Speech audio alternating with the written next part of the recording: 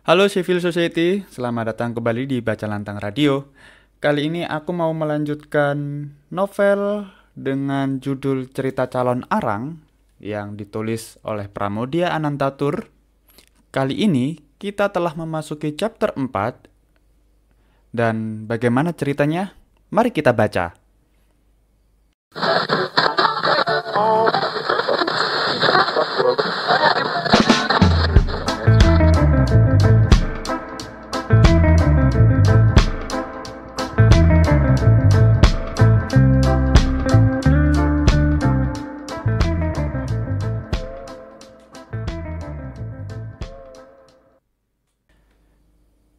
Chapter 4. Calon Arang mulai mengganas.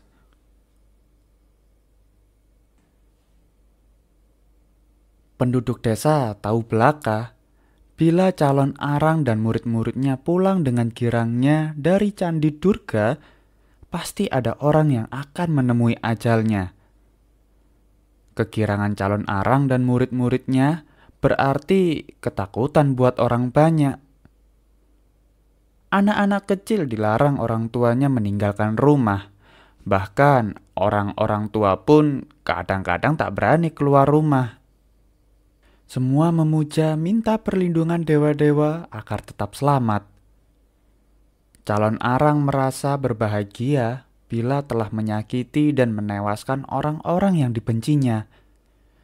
Dan kalau orang-orang yang dibencinya telah mati, mereka bersenang-senang merayakan kemenangan. Tiap-tiap waktu, murid-murid harus berkeramas. Yang dipergunakan mengeramasi rambut adalah darah. Darah itu adalah darah manusia juga. Karena itu, rambut murid-murid calon arang lengket-lengket dan tebal. Kalau mereka sedang berpesta, tak ubahnya dengan sekawan binatang buas. Takut orang melihatnya.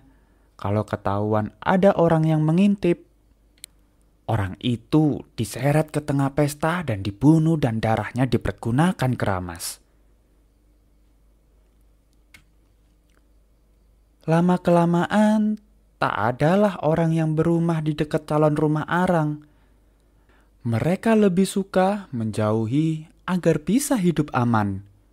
Dusun Girah tambah lama tambah sepi. Sawah banyak tak dikerjakan orang. Ladang-ladang jadi padang rumput dan belukar. Tak ada orang yang berani menangkap calon arang dan murid-muridnya. Kepala desa dan barisannya pun tidak berani. Calon arang dan murid-muridnya telah termasyhur kebal. Tak ada senjata dapat melukai mereka. Pendeknya, penduduk dusun itu hidup dalam ketakutan terus-menerus.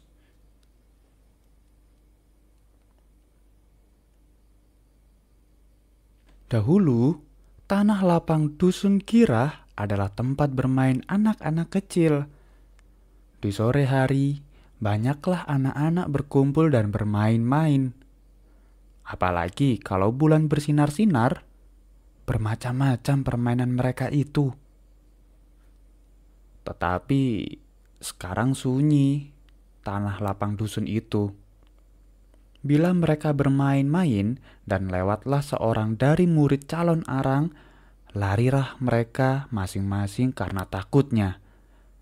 Kalau calon arang atau salah seorang dari murid-muridnya sedang tidur, tak ada anak berani berseru atau tertawa-tawa. Kalau anak-anak itu berani membuat gaduh di waktu mereka tidur, matilah ia diteluh. Saben hari, orang-orang tua melarang anak-anaknya membuat gaduh atau bermain-main dekat rumah calon arang atau murid-muridnya.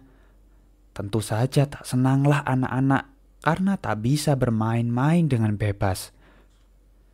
Pada suatu hari, anak kepala dusun bermain-main di depan rumah.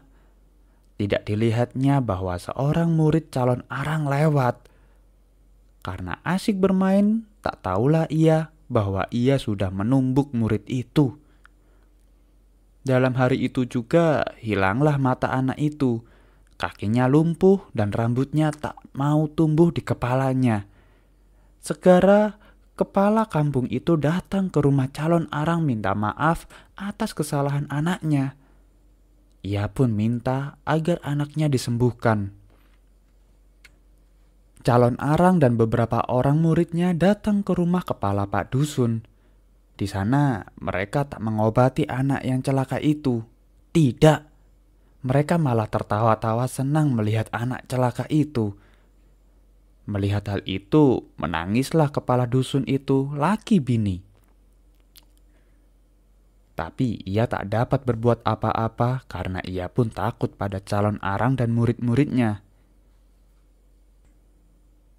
Enak ya, kata calon arang. Tentu saja enak lah, iya sekarang Nyai, kata murid-muridnya. Laki bini itu berdiam saja sambil mendengar sindiran itu. Keduanya takut mendapat bencana lebih besar lagi. Lihat, laki-lakinya menangis, kata calon arang. Bininya juga menangis, Nyai, sambung muridnya. Tiba-tiba timbullah kemarahan kepala dusun itu. Dengan pikiran buncah, ia pun masuk ke dalam kamar. Dari sana diambilnya tombak yang bertuah. Kemudian ia keluar lagi dan berseru, "Hinakanlah kami, calon arang, hinakanlah kami!" teriaknya. Tombaknya ditunjukkan pada perempuan tukang sihir. Calon arang tertawa melihat kepala dusun itu. Tiba-tiba perempuan itu berteriak, "Bah!" Kena hawa teriakan itu, jadi kaku kejanglah kepala dusun itu dan ia pun roboh ke tanah. Bininya terlompat dan merangkul suaminya. Tapi kepala dusun itu telah mati. Menangislah istri yang malang dan tersedan-sedan. Calon arang dan murid-muridnya tertawa kegirangan. "Tahu engkau siapa calon arang?" ejeknya pada bini kepala dusun itu. Perempuan itu tak menjawab. "Bilangkan pada banyak orang calon arang yang membuat segala ini." Kemudian ia pun pulanglah ke rumahnya diiringkan murid-muridnya. Sejak terjadi penganiayaan itu, tukang sihir perempuan itu semakin ditakuti. Orang tua-tua dan anak-anak tak berani menyebut-nyebut namanya. Dan murid-muridnya kian merajalela.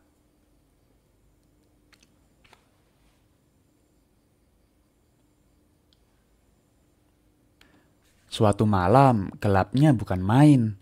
Tak sebuah pun binatang bersinar di langit. Bulan telah lama tak muncul di cakrawala.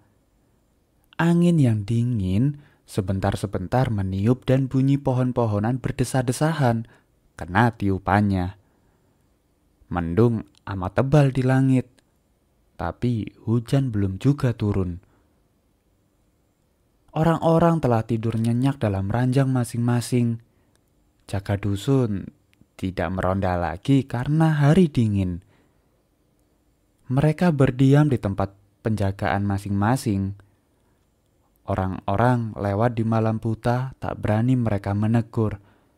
Takut kalau-kalau murid calon arang yang ditegur. Apalagi setelah kepala dusun mati kaku.